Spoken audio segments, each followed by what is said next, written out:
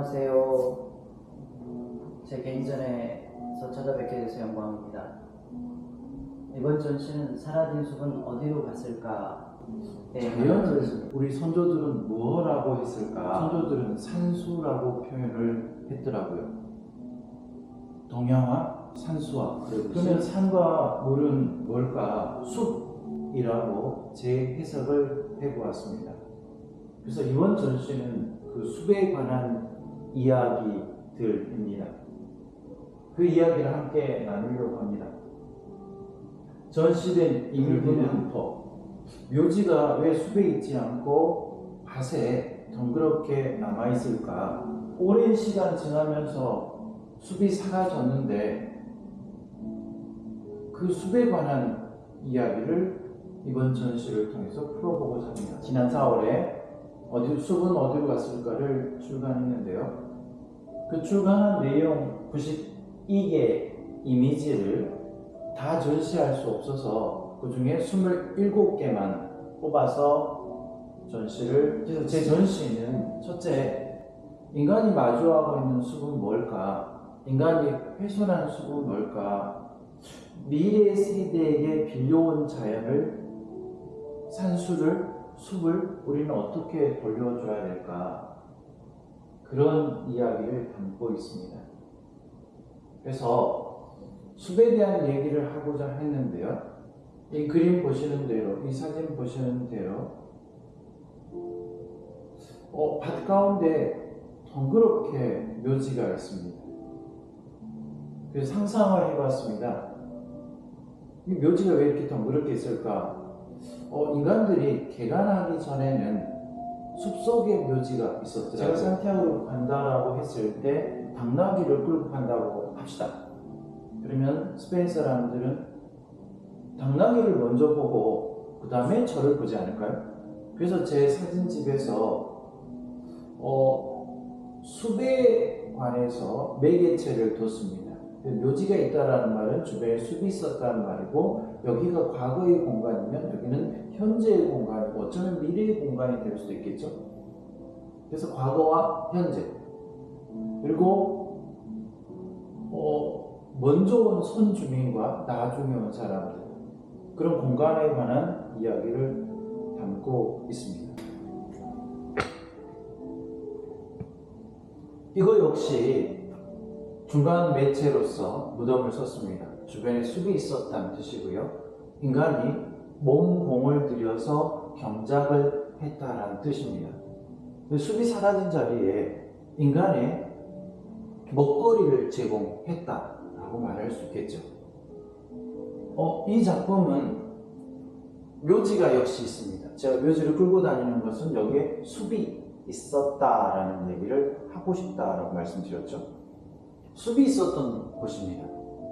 이런 걸 우리는 구릉지라고 말하고, 산도 아니고 들도 아니고 비산비야, 산도 아니고 들도 아닌 구릉지에 숲이 있었는데 숲이 사라졌다는 얘기를 저는 하고 싶었습니다. 그리고 유난히 붉은 황토가 있었고, 붉은 황토는 습기를 먹으면 철분이 산화돼서 아주 붉은색을 띠는 반면에 물기가 없거나 철분 성분이 적은 것은 밝은 황토를 표시하고 있습니다. 동양의 철학을 조금 생각해 봤습니다. 세상은 음과 양으로 조화해서 이루어졌고 5가지에 의해서 변천된다고 합니다. 목, 화, 토, 금, 수. 이걸 오행이라고 하고, 오행에 맞는 5가지 색깔을 우리는 오방색이라고 하는데, 오방색 중에 동쪽은 청색이고 남쪽은 붉은색이고 가운데는 황토색입니다. 황색이지요. 그래서 오방색 중에 붉은 황토에 관심을 되게 과거에 우리 선조들은 왕의 공포마저도 황토를 썼습니다.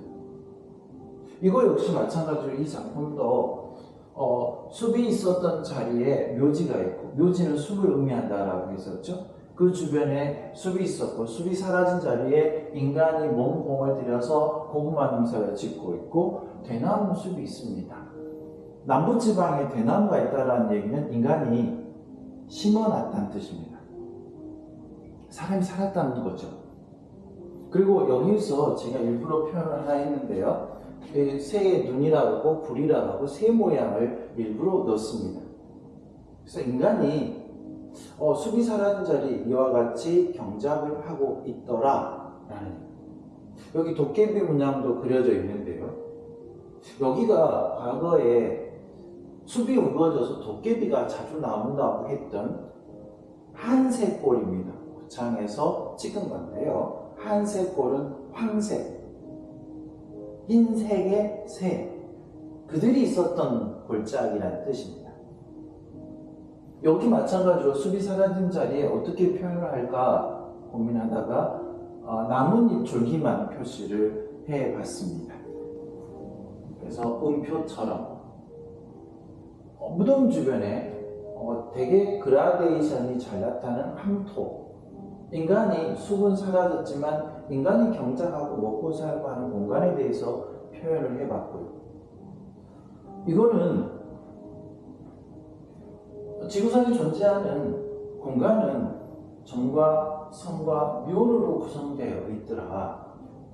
숲이 사라진 자리도 역시 정과 선과 묘로 구성되어 있다. 이런 얘기를 하고 싶었습니다. 이 점이 있었던 자리는 과거 무덤이 있었던 자리입니다. 즉 숲이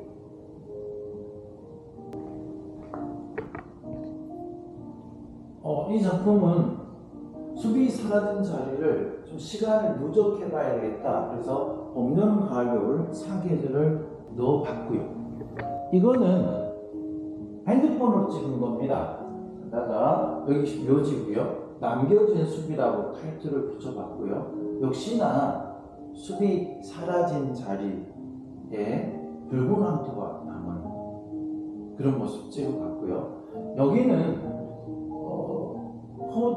낙양이라고 하는 마을인데요.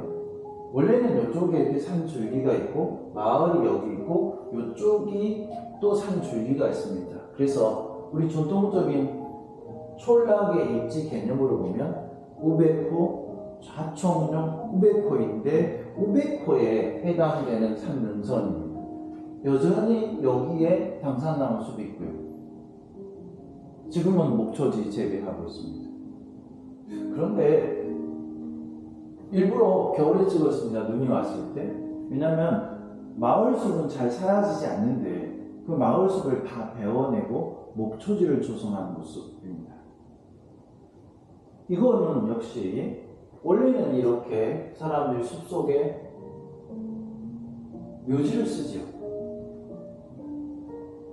원래는 이랬습니다. 그런데 이런 숲들이 사라졌다라는 표현을 쓰고 싶었고요. 인간이 경작하고 있습니다. 고창은 구릉지 규모가 크고 그래서 이게 밭이죠. 밭이 논보다 더 크죠. 그래서 밭대기가 아니라 논대기에 가까운 겁니다.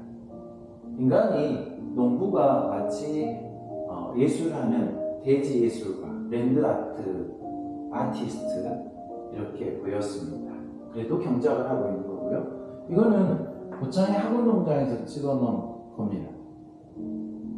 여기가 저희들이 많이 가는 곳이 이쪽이죠. 학원 농장에 진우종 국무총리, 전두환 대통령 때 국무총리를 지냈던 진우종 국무총리 부인이 이학 여사가 살았던 생가터입니다. 원래는 여기가 다 숲이었죠. 60년대 자료를 보니까 60년대 여기가 뽕나무를 심어서 작업을 했습니다. 70년대 들어와서 뽕나무 뽑아내고 초지를 조성해서 소를 길렀고요. 그 다음에 이제 뒤에 보리를 심고 역시 마찬가지로 해바라기라든가 이런 것들, 그래서 경관농업 1호로 인정된 겁니다. 하객들이라고 써있는데 역시 마찬가지로 한새골, 이양여사의 학과 한새골의 황새, 외가리, 밝은색의 새와 이미지가 중첩돼서 학들이 노는 들판이라고 해서 학원농장이라고 합니다. 트럭으로 고구마를 캐는 모습입니다. 숲이 사라진 자리에 숲은 인간한테 이와 같이 활동 공간을 줬고요. 이런 이런 우거진 숲, 야산들이었는데 이렇게 숲이 사라졌습니다. 그러나 그 숲은 아름다울 수도 있겠다. 인간이 경작을 어느 정도 한다면. 자, 여기서부터는 숲이 파괴된 얘기를 제가 하고 있습니다. 숲이 사라진 게 아니라 아예 산이 사라진 모습. 이 골재를 채취해서 인간이 정원에 쓰고 때로는 길가에다가 쓰고, 이거 언제까지 이렇게, 이게 만약에 후손들한테 빌려온 자연이라면 우리는 이렇게 써야 되나? 한 번쯤 고민을 해보자 라고 해서 전라남도 영광군 대마에서 찍어놓은 작품입니다. 이 작품은 숲이 사라진 자리에 흙을 다시 파고 거기에 모래, 여기를 황토를 채취하면 거기에 마사토에서 모래가 나오고 황토가 나옵니다. 모래도 팔고 황토도 팔고, 그게 모래는 강모래가 사라졌고 바닷모래도 캐낼 수 없으니 이제 말 그대로 산모래를 캐서 우리는 인간의 구조물을 짓기 시작한다 라는 뜻으로 옮겨갔습니다. 이 작품은 강원도 영월에서 찍어놓은 건데요, 석회석 광산입니다. 이 석회석을 이용해서 시멘트를 만들죠. 그 시멘트가 도시로 와서 도시의 인공 구조물인 건물을 짓게 되죠. 자연을 우리는 인위적으로 가져다가 어쩔 수 없이 쓰긴 하지만 조절을 해야 되지 않을까. 인간과 자연은 조화가 필요하지 않냐. 숲이 너무 많이 사라지고 자연이 사라지고 있지 않냐. 그 얘기를 하고 싶었습니다.